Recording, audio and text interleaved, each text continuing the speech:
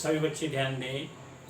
आज हम force of friction पर बेस्ड कुछ टिपिकल क्वेश्चन करेंगे और क्वेश्चन ब्लैक बोर्ड पर है, सभी बच्चे ध्यान दें।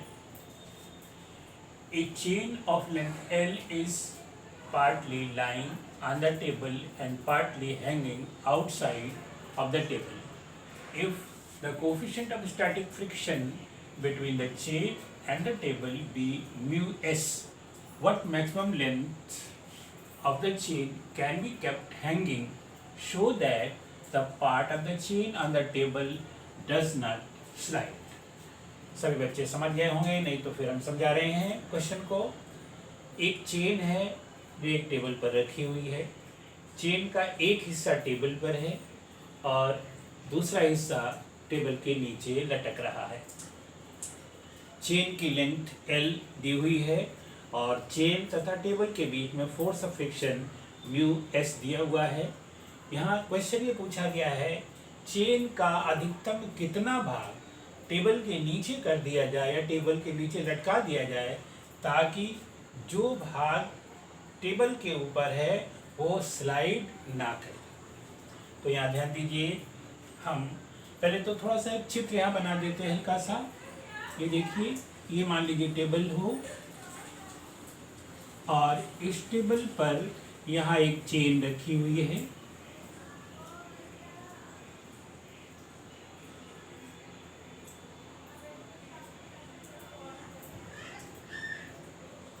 ये चेन लटक रही है। कुल लेंथ इसकी L है। सपोज करिए अगर इसकी टोटल लेंथ L है और ये हम मान लें कि चेन का स्मॉल l पार्ट नीचे लटक रहा है, तो यहाँ कितना पार्ट रह जाएगा? Capital L minus L part जो है वो टेबल पर रह जाएगा। ये टेबल है। अब इसको सॉल्व करने के लिए हम यहाँ पर लिखेंगे let small m be the mass per unit length, mass per unit length of the chain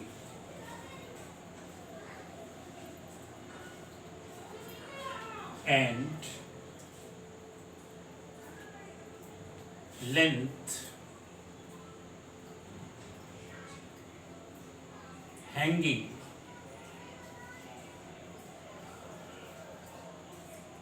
outside of the table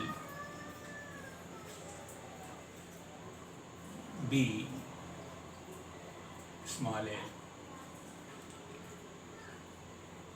तो यहाँ पर mass of the chain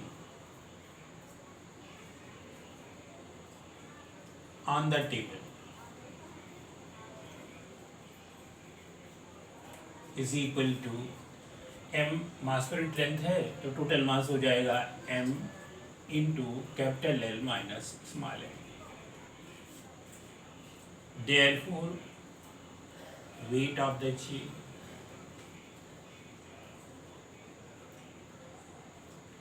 weight of the part on the table, weight of the part on the table is equal to m L minus small l into G. Therefore, reaction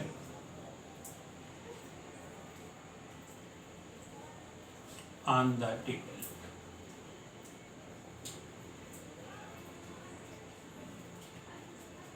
R is equal to होता है mg।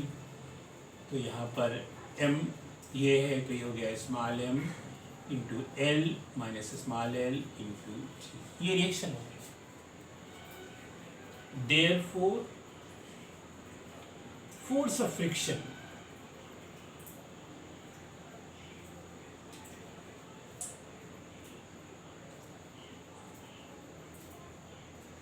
Fs is equal to, formula होता है mu S into R तो ये mu S तो mu S ही रहेगा, given है ये, और आर की जगह हो जाएगा एम इंटू एल मतलब capital L minus small L into g. ये फोर्स ऑफ फ्रिक्शन होगा and this force of friction is balanced by the weight of the part hanging outside of the table. तो यहाँ पर हम लिखते चल रहे हैं weight of the part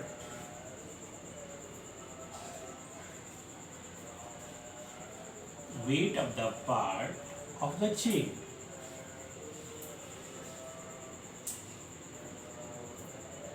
hanging outside of the table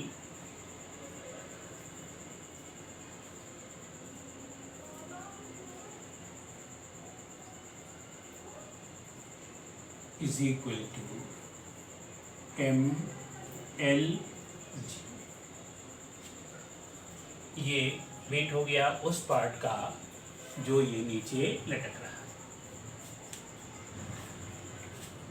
Therefore, in equilibrium, therefore mu s into m into l minus small l into g should be equal to m small l into g।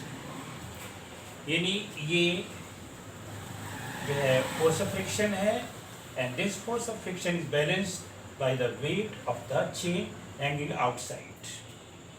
अब आगे देखिए,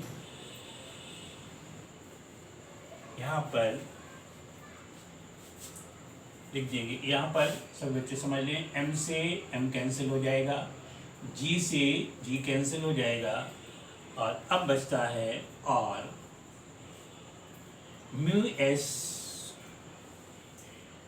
into capital L minus small L is equal to small L, और mu S capital L minus mu s small L is equal to L, और यहाँ पर ये हिस्सा right side में कर दें तो हो जाएगा mu S capital L is equal to L plus mu S into L, L common ले लें तो यहाँ आ जाएगा 1 प्लस म्यू एस।